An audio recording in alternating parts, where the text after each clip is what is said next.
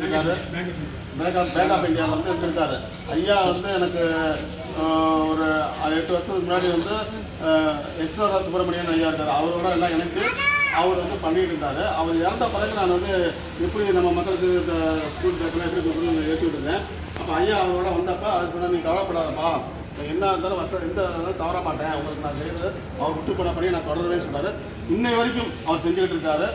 அது மட்டும் இல்லாமல் நம்ம ஒரு 2 வருஷம் 3 வருஷத்துக்கு முன்னாடி 4 வருஷம் பார்வையற்ற ஒரு பொண்ணு வந்து நம்மகிட்ட வந்து ஒரு உதவி கேட்டாங்க.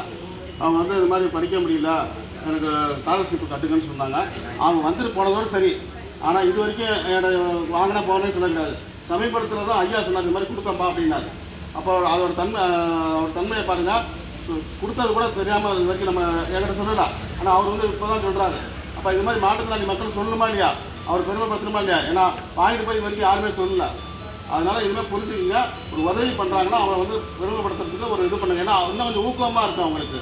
அதனால் ஐயா வந்து ஒரு சில வார்த்தைகள் அப்படின்னா அது பக்கத்தில் தான் அவங்க ஐயாவோட மகள் மேடம் வந்து இதாக இருக்காங்க, ஆடிட்டராக இருக்காங்க. பல சேவைகள் அவங்க அப்பாவுக்கு உறுதுணையாக இருந்து செய்கிறது பெருசு. ஏன்னா வச்சுக்கா மற்றவங்களாம் வச்சுக்க ஏன் செய்கிறேன்னு கேட்கக்கூடாது. ஆனால் அவங்க வந்து செய்கிறாங்க. அவங்க அடிக்கடி சென்னையில் போகிறாங்க.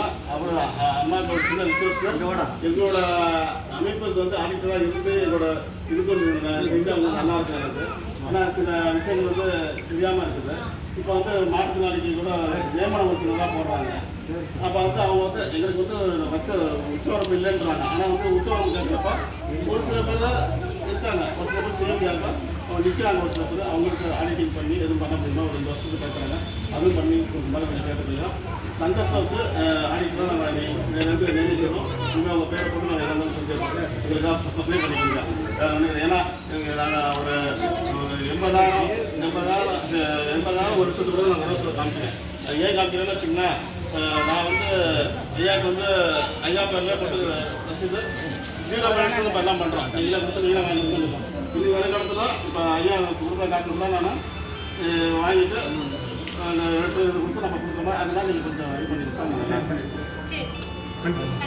ஐயா ரோபன் ஐயா வந்து சில வார்த்தைக்கு பேசுற மாதிரி